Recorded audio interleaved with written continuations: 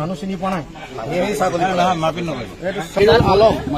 ঠিক আছে আপোনাৰ আধাৰ কাৰ্ড কেইখন আছে মোক সেইটো কওক আধাৰ কাৰ্ড এখনে আছে কিমান চনত বনাইছিলে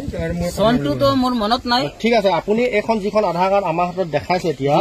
এইখনত আছে আপোনাৰ এখন আছে 2018 চন 14 তাৰিখ 6 মাহ 2018 চন ঠিক আছে আপুনি কৈছে আপুনি প্ৰথমতে যিখন দেখাইছিলে এখন লেমিনেট কপি হয় নে নহয় সেই লেমিনেট কপিটো আপোনাৰ আছে ৰ'ব উলিয়াওক লেমিনেট কপিটো উলিয়াওক আপোনাৰ এইটো আপোনাৰ মোবাইল হয় উলিয়াওক লেমিনেট কপিটো উলিয়াওক আপোনাৰ মই নাজানো কি কাৰণে এইটোৱে কথা 10 বাৰ এইটো পাকা বাংলাদেশ আপুনি সঁচাকে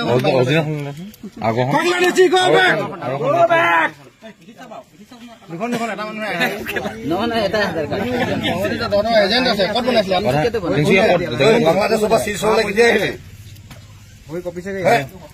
আধাৰ কাৰ্ড ক'ত বনাইছিলে তিনিচুকীয়া কোনটো এজেঞ্চিত বনাই তিনিচুকীয়া চলিয়ানগৰত বনাইছো আৰে চলিহানগৰ জাগাটো সুধিছো মই যেনেকে আগতে বেংকত বনাই থাকে আধাৰ কাৰ্ড কোনোবা পাৰ্চনেল বেংকত বনাই আধাৰ কেন্দ্ৰত বনাই চিভিল হস্পিটেলৰ ওচৰতে চলিয়ানগৰ চিভিল হস্পিটেলৰ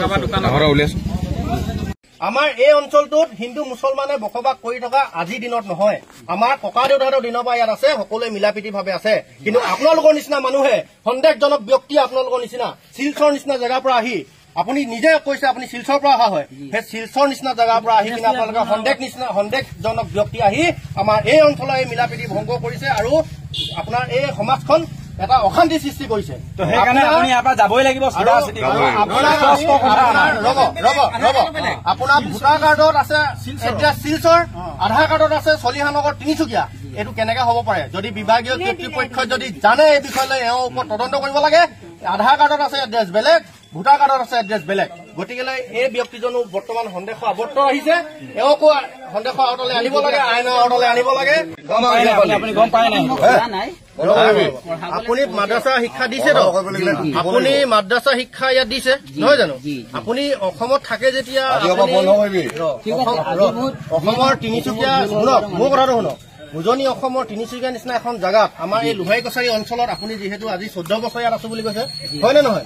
আপুনি জানে নে নাজানে যে অসমত এই মাদ্ৰাছা বেন হয় বন্ধ হয় অসম নহয় গোটেই ভাৰতবৰ্ষত মাদ্ৰাছা বেন হয় আপুনি কৰিবই লাগিব এইটো খুলিছিলে কেলে সেইটো আমাক লাগিব কথা হৈ গ'ল আপুনি জানে নে জানে যে এইটো বন্ধ কিনে মনে মনে নহ'ব আপুনি জানি শুনি এই ভুলটো কিয় কৰিলে যাব লাগিব ইয়াত দেখিব লাগিলে একদম দিগদাৰ আছে পঢ়াইছো মানে বস সিমানে আপোনাৰ ইমানখিনি কাণ্ড জ্ঞান নাই নেকি আপোনাক কোনোবাই জুই জপিয়াই দিব ক'লে আপুনি জপিয়াই দিব নেকি আপুনি কিয় এইটো ইয়াত শিক্ষা দিবলৈ আপুনি কিয় আগবাঢ়ি গ'ল আপোনাক যদি তেওঁলোকে শিক্ষা দিবলৈ কৈছিলে আপুনি তেওঁলোকক অপোজ কৰিব লাগিছিলে যে এইটো বন্ধ আছে মই নিশিকাওঁ আপুনি কিয় এজন ঠিক আছে আপোনাক মই মানি লৈছো এটা মছজিদৰ ইমাম চাহাব হৈ আপুনি আপোনাৰ জ্ঞান আছে বুলি মই ভাবিছো কিন্তু সেই জ্ঞান আছে যেতিয়া আপুনি জানিব লাগে যে ইয়াত এই বস্তুটো শিকাব নালাগে এইটো বেন এইটো আপুনি কিয় অপোজ নকৰিলে আপুনি কাৰ নেতৃত্বত এইখিনি আপুনি সিমানখিনি সুবিধা পালে কোনে আপোনাক এই আপোনালোকৰ কমিটি কোনে ক'লে শিকাবলৈ নাম থাকিব লাগিছিলে আপুনি মছজিদৰ পৰা আহি কিনে কেলে এখন আপুনি মাদ্ৰাছাত আপুনি আপুনি সম্পূৰ্ণ ইলিগেল বুলি আপুনি সম্পূৰ্ণ জানে ইলিগেল বুলি ইলিগেল বুলি আপুনি জানে নে জানে ইলিগেল হোৱা বস্তু আপুনি কেলে সমৰ্থন কৰিলে আপুনি কোনে আপোনাক উচতনিমূলক আপোনাক কোনে দিলে কেনেকে ভুল হ'ল সেইটোৱে লাগিব আপোনাক ইয়াৰ কাৰ নেতৃত্বত আপুনি এইখিনি কৰি আছে কাৰ নেতৃত্বত আপুনি এইখিনি কৰি আছে নামটো ক'লে হ'ল নামটো নুৰুল আমিন আৰু কোন আছে তেখেতে মোক ইজাজত দিছে আপুনি পঢ়াওক তেখেতে দুই ছবি দিব ক'লে আপুনি দুই ছবি দিব নেকি ইমান বছৰ কেলে খুলিছে কেনেকে আহিছে আমিতো সৰুৰ পৰা নাই দেখা আজি এতিয়া ৰিচেণ্ট আজি 15-20 দিন হৈছে এইটো এখন গাঁৱত এওঁৰ নেতৃত্বত লগতে নুৰুল আমিন আমাৰ এই অঞ্চলৰ এজন বিখ্যাত ঠিকাদাৰ আপোনালোকে হয়তো ৰাইজে চিনি পাব আমাৰ তিনিচুকীয়াবাসী ৰাইজে চিনি পাব তেখেতৰ নেতৃত্বত এখন মাদ্ৰাছা ইয়াত গঢ় লৈ উঠিছে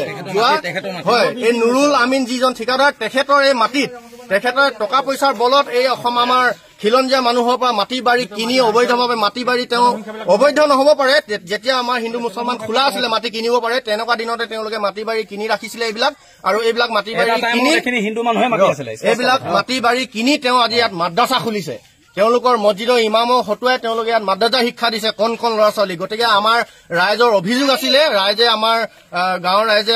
সকলোৱে আমাক অভিযোগ দিছিলে। গতিকে আমি আহি ইয়াত যেতিয়া আমি অনুসন্ধান কৰো, আমি দেখো যে হয় এইটো সঁচাকে তেওঁলোকে মাদ্ৰাছা শিক্ষা দি আছে। আমি তেওঁলোকৰ ইমাম চাহাবকো আমি সোধপোছ কৰো। গতিকে ইমাম চাহাবেও এইটো তেওঁ নিজ মুখে হৈ কাঢ়িছে যে এইটো মাদ্ৰাছা হয়। গতিকে এই বস্তুবিলাক সম্পূৰ্ণ বন্ধ হ'ব লাগে, কাৰণ কেলে এইটো আমি কোৱা কথা নহয়, এইটো চৰকাৰৰ কোৱা কথা, যিহেতু গোটেই ভাৰতীয় পৰ্যায়ত এই মাদ্ৰাছা বন্ধ। গতিকে এইটো আমাৰ এই অঞ্চলৰ নহয়, গোটেই অসমতে এইটো বন্ধ হ'ব লাগে। গতিকে আমাৰ ইয়াত হোৱাৰ কাৰণে আমি খুব দুখ পাইছো আৰু আমি ইয়াত তীব্ৰ প্ৰতিবাদ কৰিছো, আমি গোটেই লোহাৰীবাসী ৰাইজে। গতিকে এই মাদ্ৰাছা অতি সোনকালে তেওঁলোকে ইয়াৰ পৰা উচ্ছেদ কৰিব লাগে, তেওঁলোকে উৎখাত কৰিব লাগে। আমি তেওঁলোকক বিনম্ৰতাৰে আমি অনুৰোধ জনালো। আজি আমি সকলোৱে আহি আমি ভাল হিচাপত বিনম্ৰতাৰে আমি নম্ৰতাৰে আমি তেওঁলোকক অনুৰোধ জনালো আৰু তেওঁলোকে আমাক আশ্বাস দিছে যে এই মাদ্ৰাছা তেওঁলোকে আঁতৰাই দিব, আৰু যদি আঁতৰাই নিদিয়ে তেনেহলে আমি চৰকাৰলৈ আহ্বান জনাম, প্ৰশাসনক আমি আহ্বান জনাম, তেওঁলোকে এই বস্তুটো দৃষ্টিগোচৰ কৰক, তেওঁলোকে আহক, ইয়াৰ প্ৰতি বিহিত ব্যৱস্থা গ্ৰহণ কৰক। কাৰণ এই বস্তুটো হোৱাৰ লগে লগে তেওঁলোকে আগতে যিটো আমাৰ মিলাপ্ৰীতি আছিলে সেইটো হয়তো ভৱিষ্যতৰ দিনত নাথাকিব, আমাৰ ল'ৰা ছোৱালীৰ দিনত, আমাৰ নাতিপুতিৰ দিনত এইটো নাথাকিব। কাৰণ কেলে এই সৰুৰ পৰা সৰু সৰু ল'ৰা ছোৱালী যেতিয়া এইবিলাক মাদ্ৰাছা জ্ঞান দি যাব, গতিকে তেওঁলোকৰ মনত কেতিয়াও এই ভাল ভাৱ যে থাকিব আমি ভাবি নাপাওঁ। কাৰণ আমি দেখি আহিছো, বুজি আহিছো, সমগ্ৰ দেশতে আমি দেখিছো মাদ্ৰাছা শিক্ষালৈ ল'ৰা ছোৱালীৰ কি হৈছে, মাদ্ৰাছা শিক্ষালৈ ল'ৰা ছোৱালীয়ে কি গতি লৈছে আমি দেখি আহিছো। গতিকে আমি এইটো আমি হ'বলৈ নিদিওঁ, এইখিনি আমি কলো।